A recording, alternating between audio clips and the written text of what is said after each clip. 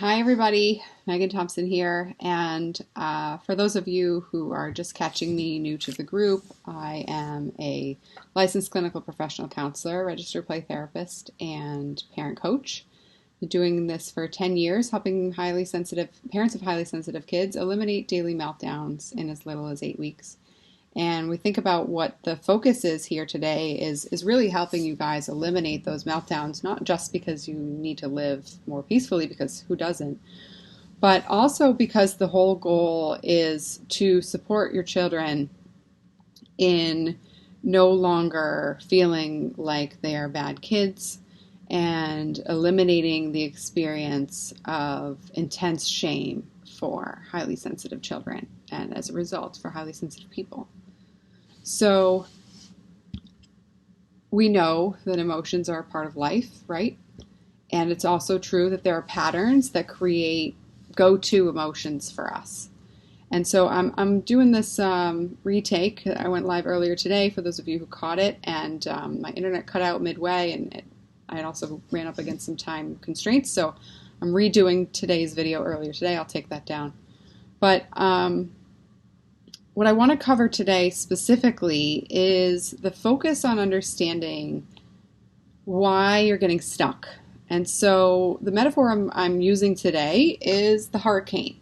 This is the meltdown hurricane, where it just feels like you're getting hit by this intense emotion, okay? So my daughter, some of you know, she's 3.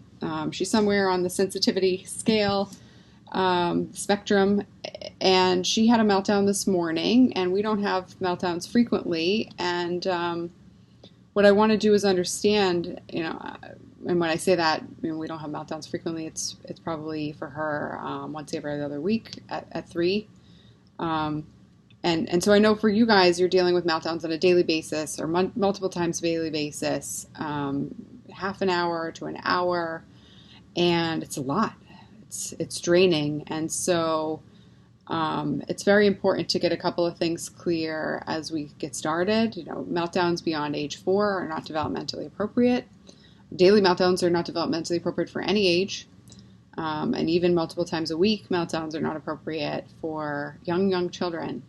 And so when we think about what a meltdown is, some of you might call them episodes, some of them you might call them outbursts, but it's whatever it is your child's intense expression of emotion where they feel out of control and they're not able to take in help. So choose the words, guys, but it's all the same shit. Your child's emotionally out of control and you don't know what to do to fix it. So what we're talking about here is noticing when you are in that hurricane and you figure out how to get out of it, whether you're in the eye of the storm and so you're watching it happen, but you're at least staying calm, or you go a period of a couple of days with no meltdown, or, through some miraculous way, experience a week without a meltdown, but then you get sucked back in. And so that might mean either by getting stressed out by it, and so you're worrying and you're Googling and you're like, oh my gosh, this happened again. How do I get out of it? I don't know what's going on. Again, if you're here live, say hi, hashtag replay if you're catching me on the replay. But it's a cycle, guys, and in order to break a cycle, you have to build significant routines. We'll get to that in a minute, but it's very, very important for you as a parent to know that happiness is your right, your birthright. Joy, peacefulness is what you are worthy of in your household. And so without that in your heart, you're going to get stuck. And so we're going to talk about that today. So what I think a lot of parents get stuck with is really, really understanding that you are wanting to feel like it should be easy to get out of this emotional turmoil, this emotional cyclical experience for your child, multiple meltdowns, day in, day out, just sucking the life out of you, sucking just in general sucks, right? And if that's something that you're looking to get out of, it can feel like you hit the lottery when you have a couple of days with no meltdowns. And when that happens, you're like, yeah, got this. Like, we're moving in the right direction. So you start having a party in your head or in your heart. And that's great, right? We want you to celebrate what's working well. And the challenge here is if you don't know what or how you got there, that's where your brain steps in. And your heart starts to feel wary if another meltdown happens. And so I want to help you understand how this works, how the body and the brain work, and why you need to get out of this cycle and what's keeping you trapped in it. And so when we think about one of the patterns that I see so frequently with parents of highly sensitive kids is that you yourself are stuck on the seesaw of not knowing whether or not life should be easy. It's supposed to be easy. And the familiarity, it's late for me, guys, of thinking that life is a struggle. So if you grew up feeling like you needed to be a hard worker, feeling like you have to be type A, you have to get everything right, you're driven, you're focused on your goals, you want to run a household where things happen in an orderly fashion. Not necessarily saying you're neurotic. I'm not getting there, guys. So whoa, take a step back if that's where you're thinking I'm going. But what I'm getting at here is understanding that if you identify as a regimented and driven person who thrives on routine, who thinks, who knows the importance of being in charge, of not creating your own chaos in life, then some part of you believes that life is supposed to be hard because this is what has you, driving at your goals like it's just constantly unattainable. You're just constantly raising the bar and not ever really settling and celebrating what's working well for you. Compliments could be really hard for you to take in, especially if you're a highly sensitive person yourself. It's hard for you to believe whether or not people are giving you genuine accolades. Even if you do get acknowledged, oftentimes you meet that with skepticism because some part of you believes that life has to be hard. And so when you start to see that you're out of this eye of the storm and you're out of the meltdown cycle and you feel like you're trying to get your balance and you're by some fluke, some luck of the draw, you've experienced a couple of days with no meltdowns, you start to feel like, this is easy, great. But then what happens?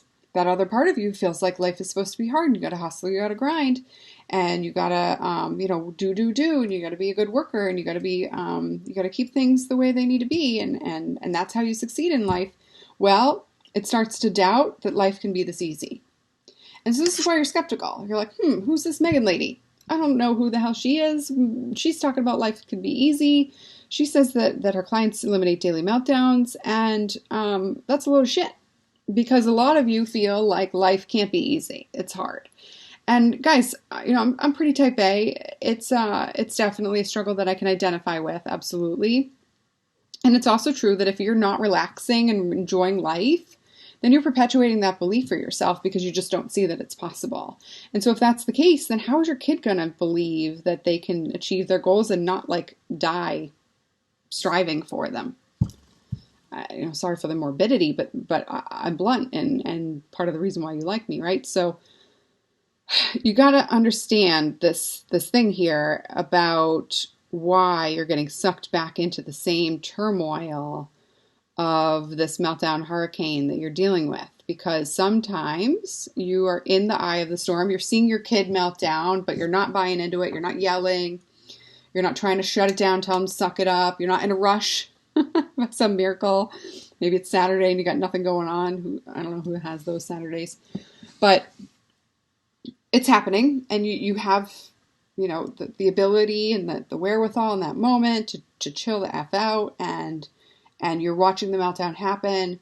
And sometimes that happens because you're like zen. Who knows how you got there, right? Other times that happens because you're keeping the lid on the pot. It's a boiling pot and you're like, I know that I'm not supposed to yell. It's just going to make it worse. I know that grandma says to just spank and that didn't work with me and I'm never doing that to my kids. And I know that, the doctor says that I just need to use sticker charts or whatever. And that stuff doesn't work either. And so you're stuck. You're stuck in this eye of the storm, watching the meltdowns happen, trying to keep your shit together, and not knowing how to get out of it. And so what does that do? It creates a feeling of being trapped. And it also creates resentment for your kid because you feel like you're stuck. I mean, you're in the middle of a hurricane and you can't get out of there because you're going to get whacked, right? Or I don't know, taken up. I was just about to say like Dorothy, but that's a tornado. I got the wrong metaphor. So what's going on here, guys, is that it's not working, and you see it not working, and all you can do in that moment is just try to keep it together. And one of the big reasons why you can't keep it together for a long period of time is because you don't know what's working and what's not working in your routine, and so you fall off of it. We know children thrive on consistency and routine. That's nothing new. You're going to hear that from every child development expert out there. So I'm not going to tout that that's my idea, right? But what we are going to understand here, guys, is that without your own personal routine of managing your own emotions, without your own family's routine of managing emotions and keeping them playful, without the routine of helping your child learn how to calm down in a systematic way on a regular basis, your child's going to shut down. Your child's going to shut down or explode. And you're going to keep living in survival mode, and you're going to keep feeling like you're walking on eggshells. And then when you have a fluke day, you're like looking at it like icing on the cake and not something that's sustainable. And so you fall back into that pattern we talked about where it's familiar that life is hard. And that sucks. And one of the other reasons why you're stuck is because you don't know how to assess what's working and why it's working. And so when you take a clear look at systematically auditing yourself, and I teach parents how to do this in a more clear way in terms of what I teach and how to ensure that they stay on track and know what works and not fall off not drive off the highway, take a detour and never get back on the road. We can all take detours, guys, but when we get off the road and we just go straight, different way, you're going to end up in Colorado when you wanted to be going to Canada. And geography, I got like a 98 on my state's capital test. I remember that because I missed a line in Mr. Lane's handwritten test. I was working too fast. So I'm not going to go with the geography metaphor anymore right now. But we know Canada is not Colorado, right? It's up further north than you wanted to go. Colorado is not Canada. And so you're going to go in the wrong direction. And if you're going in the wrong direction for too long, sometimes you might decide, well, I guess I'm living in Colorado now. And nothing against Colorado. Great skiing, right? And pretty hot summers, I hear. Which is awesome because I'm a summer baby. But what we're getting at here is understanding that if you guys want something particular for your family and you start changing your idea of what's possible because you can't get out of the meltdown hurricane, then that's not maturity. That's not growing up, changing your perspective or like, like when I was first had my baby, we got to do all sorts of adult type things and, just stuck her in the carriage, right? And like stuck her in the carrier and she would sleep everywhere because she was little, right? And then you notice as your kid gets older, you can't have adult conversations in front of your child because they interrupt you every 10 seconds. And so you change your perspective on what's, on how to make your Saturdays enjoyable. That's not what I'm talking about, guys. That's not like, that's not what I'm talking about. What I'm talking about is conceding to what's normal for your household based on what you dreamed of when you chose to have kids. That's complacency. That makes a life not worth living, and not to the point where you feel so overwhelmed that you don't want to live it, but that you don't keep dreaming, and as a result, your kid develops the pattern of feeling like they're not good enough because you gave up on your own dreams, so why should they have theirs? And I don't know about you, but I definitely don't want my kid learning that lesson from me. So recognizing that and knowing that if you're not staying systematic in your routines, if you're not noticing that you are part of the dynamic for your household, and knowing, oh, hi, Sarah. I'm looking forward to our conversation next week. Knowing that you guys are stuck and not knowing how to get out of it, then it's your turn, guys. It's your turn to decide to fix it. Because there's a big difference between, taking binoculars and looking at your neighbor's house and seeing how awesome they're having fun. And, you wish you could be there too because your house, your kid's flipping his lid. And deciding to change how you run your household so that people are looking into your house and seeing how fun you guys are having, how much fun you guys are having. And there's nothing like it. There's nothing like it. You can't, once you start living in the moment and knowing how amazing it is, and you guys, you're dealing with daily meltdowns, it's not always awful. There are some cute, cuddly, snuggly moments with your kid. Notice that, though. Notice the gap. Because if that's like a sliver of your day, I'm all about the metaphors today, if that slice of cake in your cake of life is tiny, cake's delicious, guys. Build a bigger slice. Do something about it. Fix it. Get on the phone with me. We'll talk about how to move out of the sense of feeling like you're just constantly getting hit by that hurricane and you can't get out of it, and into feeling and knowing and being certain that when your child starts to feel big emotions, you know exactly what to do to turn it around. You know exactly how to change it that day, not 2 weeks later once you talk to 700 people and Google the shit out of it and try a new coping skill. That's not what we're talking about here, guys. We're talking about how to systematically change the way that you parent so that the very next meltdown, if your kid falls back into a meltdown pattern, likely because you fall out of routine, you know that you can turn it around that same day. Think about the freedom that gives you. Think about, I even feel more relaxed in my shoulders. Guys, if I grew up like that,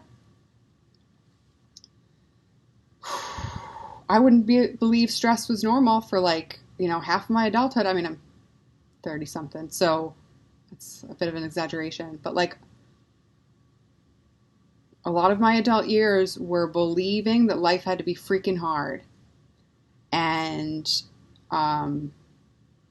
pleasurable events and positive experiences were few and far between. And so that made me into a very driven person, but also a person who yearned for more fun. And, thank God my kid doesn't grow up like that. And that I knew how to fix it, because it's no way to keep on going. It's constricting, it's constraining, you feel trapped, you feel wrapped up like a mummy, and then even when people want to have fun with you, you're like, let's poke holes into this shit because it's not going to last. And so you're doing that either in your head or, you're calling it like you see it to your friends, and then they're wondering whether or not you're fun enough to stick around with. And so either way, you're not living. And so knowing that that's possible for your kid to grow up thinking that fun and playfulness and joy is fleeting, is scarce. That's a really hard reality to come into contact with. And I don't want that for you. And I know you don't want that for you. So, guys, go ahead and book a call. Set it up so that you win.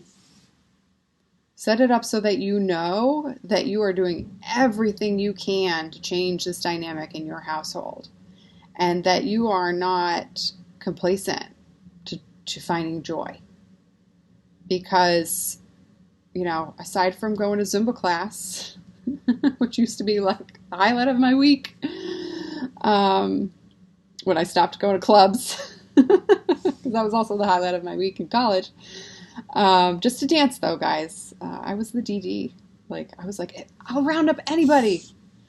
But you don't have to. You don't have to think of joy as like a carrot on the end of a stick while you're on the treadmill of life. It's no way to live, and fucking sucks. And so, guys, get out of that. Book your call.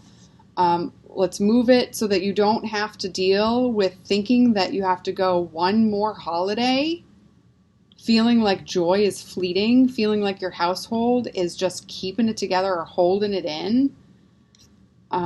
You guys should be rolling into Thanksgiving excited, not just because there's a break from school if your kid's having school-related meltdowns, but because you get to enjoy relaxation and you know how to enjoy relaxation, and relaxation is a part of your family. So it's not necessarily a new thing, that it's just things you do in your household, and it's amazing, and you keep it going. So I really want you guys to get clear on that, to understand what it's going to take, understand what's in your way. We have to figure that out on the phone. And go ahead and book your call, guys. We'll figure this out. So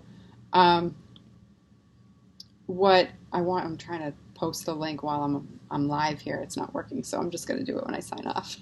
All the tech issues today. So that's it, guys. I will talk to you soon. And for those of you who caught my earlier video, I'm going to take that down because I got caught. It's split in the middle. But make sure that you watch the whole of this one. It's better than the one I did earlier this afternoon. Talk to you later. Bye.